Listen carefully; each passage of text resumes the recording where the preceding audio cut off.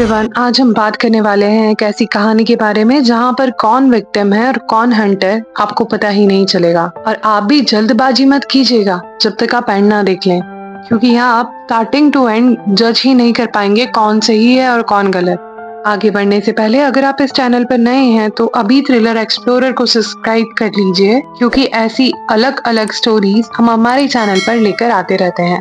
तो चलिए शुरू करते हैं।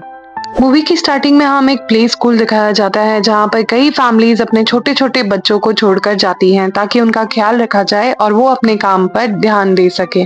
वहीं पर हम नैना नाम की एक लड़की को देखते हैं जो उस प्ले स्कूल को चलाती थी, वहाँ की टीचर थी। और हमें पता चलता है कि नैना कुछ वीक से बीमार थी, तो वो काफी दिनों बाद अपने काम पर वापस आई है।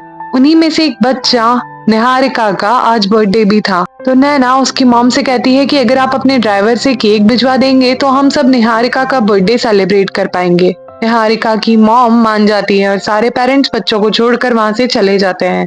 बच्चों का ख्याल रखने के लिए नैना एक केयर टेकर भी रखती है, सावित्री। सावित्री नैना से कहती है कि उसे आधार कार्ड का कुछ काम है तो उसे आज जल्दी जाना है। अब नैना उसके मंगेतर रोहित के पास जाती है, जो एक लॉयर है और अपने काम के लिए निकल रहा होता है। प्ले स्कूल एक्चुअली रोहित के घर में ही बना हुआ है, तो एक तरह से नैना रोहित के घर में रहकर स्कूल चलाती है। नैना का अगले दिन बर्थडे था और रोहित उसे सेलिब्रेट करने को कहता है, क्योंकि नैना कभी अपना बर्थडे नहीं मनाती, लेकिन रोहित की जिद के कारण वो मान जाती है। अब तक तो सब कुछ नॉर्मल ही लग रहा होता है, पर अभी ट्विस्ट आना बाकी है। जब सावित्री और रोहित वहाँ से चले जाते हैं तो नैना बच्चों के पास जाती है और वो उन्हें टीवी पर कार्टून लगाकर बैठा देती है। फिर हम सडनली नैना का एक अलग ही रूप देखते हैं। नैना अपने रूम में जाती है और एक बैग निकालती है और उसमें से एक गन निकालती है, और वो पुलिस को कॉल करके बोलती है कि मेरा नाम नैना जायसवाल है, मैंने 16 बच्चों को हॉस्टेज बना लिया है और मेरी कुछ डिमांड्स हैं। ये बोलने के बाद में नैना घर के सारे खिड़की दरवाजे बंद कर देती है ताकि कोई भी अंदर ना आ सके। तभी निहारिका के घर का ड्राइवर केक लेकर आ जाता है। नैना उसे अंदर आने देती है, लेकिन ड्राइवर उसकी गन देख लेता है और घबरा जाता है। नैना तुरंत अपनी गन उस पर तान देती है और उसे भी हॉस्टेज बना लेती है। लेकिन अभी ड्रामा खत्म नहीं हुआ। सावित्री घर वापस आती है क्योंकि वो अपना फोन भूल गई थी। नैना पीछे का गेट बंद करना भूल जाती है, तो सावित्री अंदर आ जाती है। सावित्री को किसी की स्क्रीम करने की आवाज सुनाई देती है और तभी नैना उस पर भी गन तान देती है। हम देखते हैं कि बाहर न्यूज मिलने के बाद में पुलिस भी पहुंच चुकी है और एक पुलिस वाला वहां पर आता है, क्योंकि नैना ने कॉल किया था, लेकिन उसे सब नॉर्मल ही लगा। वो अपनी सीनियर ऑफिसर कैथरीन को बताता है कि सब कुछ नॉर्मल है, और नैना पुलिस वालों को वापस जाते हुए देखती है और फिर फायरिंग कर देती है। जब पुलिस वाले को रियलाइज होता है कि सब कुछ नॉर्मल नहीं है, तो वो अपनी सीनियर ऑफिसर कैथरीन को दोबारा बताता है। कैथरीन तुरंत नैना को कॉल लगाती है और पूछती है कि अंदर क्या हाल है। नैना का जवाब आता है कि मुझे जावेद खान के नाम के आदमी से ही बात करनी है और तुम्हारे पास सिर्फ 1 घंटा है। कैथरीन हालात को समझते हुए पूरी जगह खाली करवा देती है। वहाँ पर पुलिस फोर्स तैनात हो जाती है, क्योंकि बच्चों को हॉस्टेज कर लेना आतंकवादी गतिविधि जैसा ही था। अब नैना एक वीडियो बनाती है जिसमें वो बोलती है कि मेरा पुलिस से कुछ डिमांड है, और अगर वो डिमांड्स पूरी नहीं हुई तो बच्चों को खतरा हो सकता है। ये वीडियो वो पेरेंट्स के व्हाट्सएप ग्रुप में भी भेज देती है। रोहित को भी ये वीडियो भेजी जाती है। उसे समझ नहीं आता कि आखिर नैना ऐसा क्यों कर रही है, और वो दोबारा घर की तरफ भागता है। उसी टाइम पे नैना की डिमांड के हिसाब से जावेद खान वहाँ पर पहुंच जाता है, जो खुद एक पुलिस ऑफिसर है। कैथरीन और जावेद दोनों कंफ्यूज होते हैं और नैना जावेद से बात क्यों करना चाहती है। पड़ोसियों से उन्हें रोहित के बारे में पता चलता है। वो उन्हें कांटेक्ट करने की कोशिश करते हैं और जल्द से जल्द वहाँ पर आने को कहते हैं, क्योंकि उन्हें शक है कि शायद रोहित भी नैना के साथ में मिला हुआ है। बच्चों के पेरेंट्स नैना की वीडियो देखकर डर कर पागल हो जाते हैं। सब लोग वहाँ पर पहुंच जाते हैं और अपने बच्चों को बचाने की गुहार लगाने लगते हैं। अब जावेद नैना को फोन करके पूछता है कि तुम मुझसे ही क्यों बात करना चाहती हो, तुम्हें क्या चाहिए। नैना जावेद की बातों को ज्यादा बढ़ावा नहीं देती और सीधा बोलती है कि मुझे 5 करोड़ रुपीस चाहिए, और सिर्फ तभी मैं एक बच्चे को यहाँ से जाने दूंगी। जावेद चुपचाप 5 करोड़ देने की डिमांड मान जाता है, लेकिन रिक्वेस्ट करता है कि सभी बच्चों को छोड़ दो, पर नैना किसी की नहीं सुनती और फोन काट देती है। कैथरीन को गुस्सा आने लगता है, क्योंकि जावेद ने बिना सोचे समझे 5 करोड़ के लिए हाँ कर दिया था।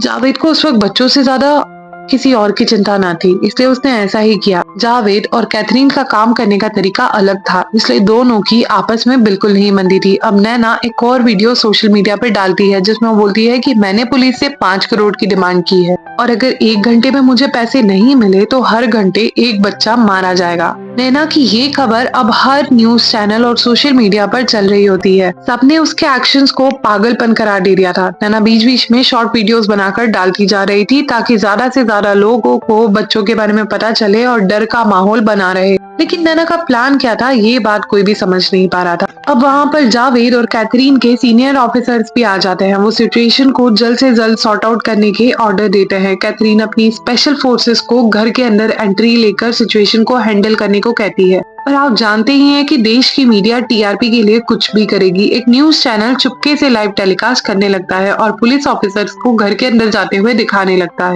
नैना टीवी पर सब कुछ देख लेती है और सावधान हो जाती है। वो पुलिस वालों को गोलियां चला देती है ताकि अंदर कोई भी ना आ सके और फिर दोबारा सामने के दरवाजे से हाथ निकालकर फायरिंग कर देती है और सिचुएशन बहुत ही ज्यादा डर भरा हो जाता है। पुलिस वालों को वापस आना पड़ता है। नैना ने ऐसा किया ताकि सबको पता चले कि वक्त आने पर वो कुछ भी कर सकती है। अब नैना आकाश नाम के बच्चे को लेकर अपने साथ जाती है और उससे कहती है कि अब हम दोनों वो गेम खेलेंगे जो हमेशा खेला करते थे। फिर वो बच्चे के ऊपर गन तान देती है और सोशल मीडिया पे लाइव उसे शूट कर देती है। ये नजारा देखकर हर कोई हिल जाता है। किसी ने सोचा भी नहीं था कि वो सच में ऐसा कुछ कर देगी। कैथरीन के एक्शन की वजह से एक बच्चे की जान जा चुकी थी। सीनियर ऑफिसर्स उसे वहां से जाने को कह देते हैं। उन्हें नैना से जुड़ी सारी जानकारी इकट्ठा करने का काम देते हैं। अब नैना को 5 करोड़ भेज दिए जाते हैं, लेकिन नैना एक और डिमांड रखती है। जावेद से कहती है कि मुझे राकेश माथुर और चरण कुमार नाम के 2 आदमी चाहिए जो गुड़गांव की BW स्कूल में काम करते थे।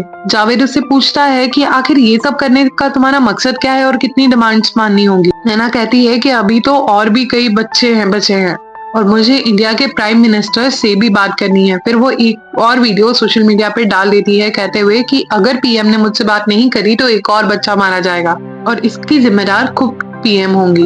अब हम इंडिया के चीफ मिनिस्टर माया राजगुरु को देखते हैं, जिन्होंने सारे जर्नलिस्ट घेर लेते हैं और पूछते हैं कि क्या आप नैना से बात करेंगी। पीएम माया इस बात से परेशान हो जाती हैं और आखिर वो लड़की मुझसे बात क्यों करना चाहती है और इस मामले पर चर्चा करने के लिए इमरजेंसी मीटिंग बुलाती है। उधर हम देखते हैं कि नैना एक छोटी सी बच्ची को छोड़ देती है क्योंकि उसकी डिमांड पूरी हो गई थी। मीटिंग में सभी लोग पीएम को समझा रहे होते हैं और बोलते हैं कि आपको उस लड़की से बात करने की जरूरत नहीं है, प्रोटोकॉल के हिसाब से चलिए वरना हर कोई ऐसी ही डिमांड करने लगेगा। पीएम उनकी बातें नहीं सुनती, लेकिन दिमाग में यही चल रहा होता है कि बाकी सारे बच्चों की जान खतरे में है, अगर कुछ नहीं किया तो उनकी जान जा सकती है। अब हम देखते हैं कि रोहित वहाँ पर पहुंच जाता है और जावेद से पूछताछ करने लगता है, लेकिन उसे सिचुएशन का कुछ भी अता पता नहीं होता। जावेद को पता चलता है कि नैना की माँ इसी शहर में कहीं पर है जो उसके साथ ही रहती थी, लेकिन अब वो कहाँ पर है किसी को नहीं पता। आखिरकार पीएम नैना से बात करने को तैयार हो जाती हैं क्योंकि नैना ने एक डिमांड रखी थी, अगर मेरी पीएम से बात हो गई तो मैं 2 बच्चों को छोड़ दूंगी। पीएम सोचती है कि अगर मेरे बात करने से 2 बच्चों की जान बचती है तो ये सही होगा और वो नैना की अगली डिमांड का पता चल जाएगा। फिर पीएम नैना को फोन लगाती है और उससे पूछती है कि तुम मुझसे बात क्यों करना चाहती हो। नैना जवाब देती है कि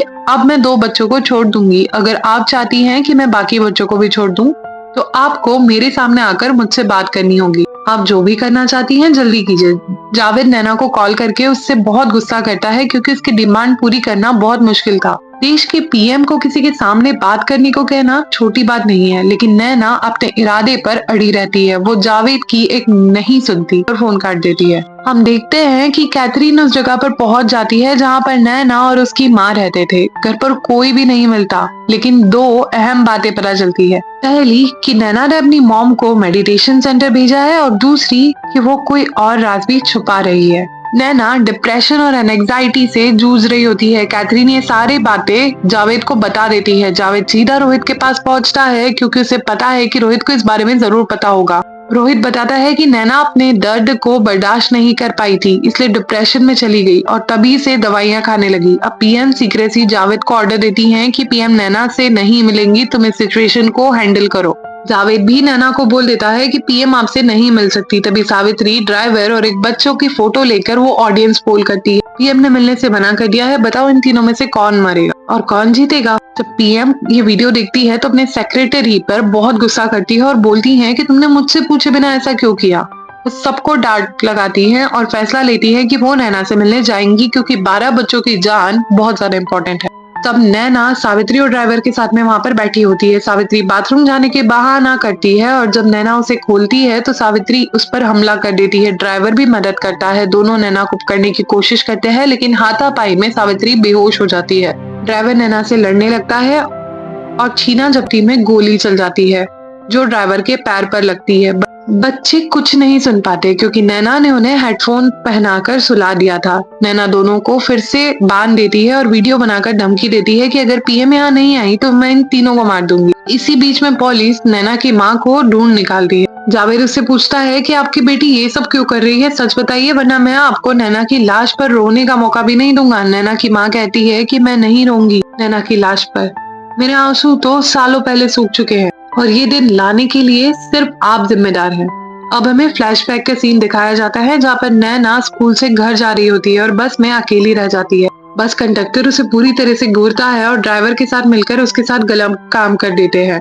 नैना की माँ पुलिस स्टेशन के चक्कर काटती रहती है लेकिन इंस्पेक्टर जावेद जो उस टाइम पे स्टेशन के इंचार्ज थे एक भी बात नहीं सुनते और माँ हाथ जोड़कर विनती करती कि मेरी बेटी के साथ जो हुआ उसमें से एक को तो पकड़ कर ले आओ, लेकिन कोई सुनने वाला नहीं था। और अब कहानी प्रेजेंट में आती है। हम देखते हैं कि जावेद पुराने वक्त को याद करते हुए अपनी गलती पर पछताता है और सोचता है कि अगर उस वक्त उसने नैना की मॉम की बात सुन ली होती तो शायद आज ये सब कुछ नहीं होता। राकेश माथुर और चरण कुमार यही वो दो आदमी थे जिन्होंने नैना के साथ में घटिया काम किया था।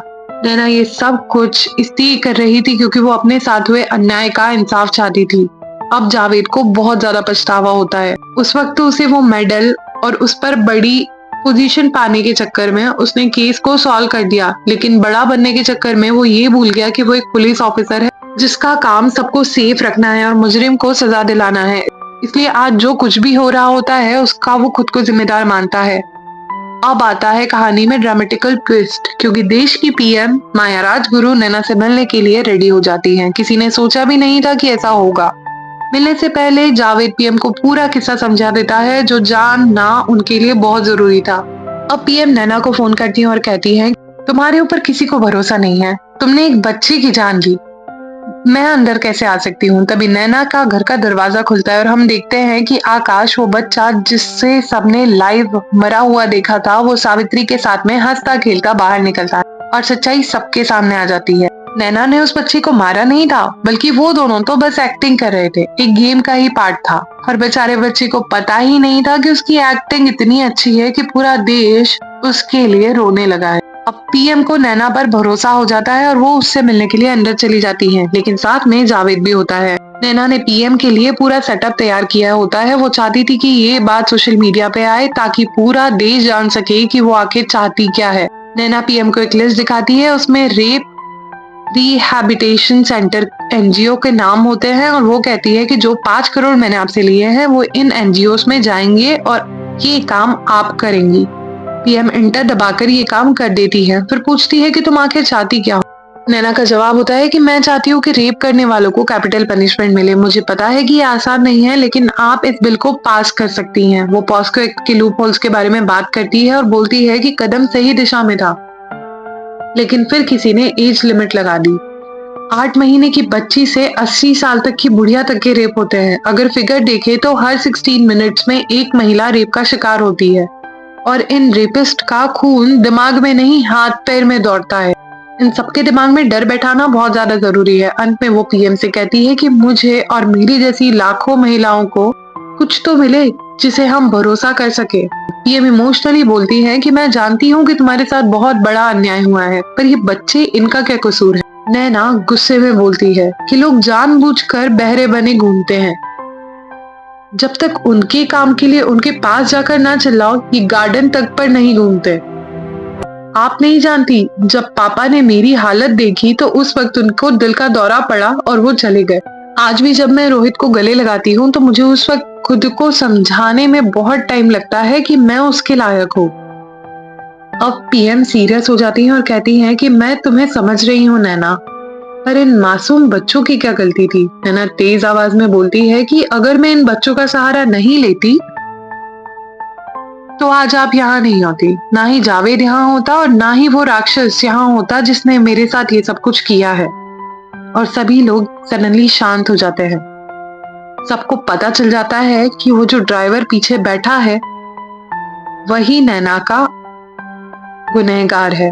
नैना चरण कुमार की तरफ कहकर बताती है कि ये चरण कुमार, ये राकेश माथुर, ये दोनों ने मिलकर मुझे बर्बाद किया। 3 हफ्ते पहले ये दरिंदा निहारिका का हाथ पकड़कर मेरे प्ले स्कूल में आया था और मैंने इसे देखा और सोचा कि जैसे इसने मेरे साथ किया वैसा ही कुछ ये इस छोटी बच्ची के साथ भी तो कर सकता है। चरण भोला बनने की कोशिश करता है और कहता है कि मैं ऐसा नहीं कर सकता, लेकिन अचानक जावेद की गन छीनकर नैना पर हमला कर देता है। अब नैना रिवर्ट बैक में लगातार गोली चलाकर उसे अपनी सजा दे देती है और बोलती है कि ये लो अपनी सजा और नर्क में जाओ।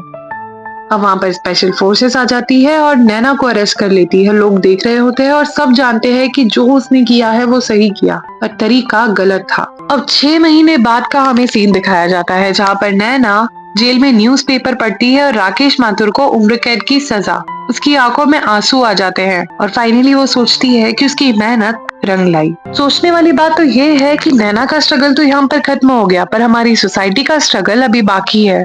अगर आपको ये रियलिस्टिक लगा तो आपके दिल में भी कभी ना कभी ऐसा गुस्सा तो आया ही होगा। आज के लिए बस इतना ही, लेकिन आने वाली थ्रिलर, सस्पेंसफुल और फैंटेसी मूवीज के लिए कीप वॉचिंग थ्रिलर एक्सप्लोरर और हमें सब्सक्राइब करना मत भूलिए, क्योंकि हम दिखाते हैं वो मूवीज जिनमें ट्रुथ का दम है।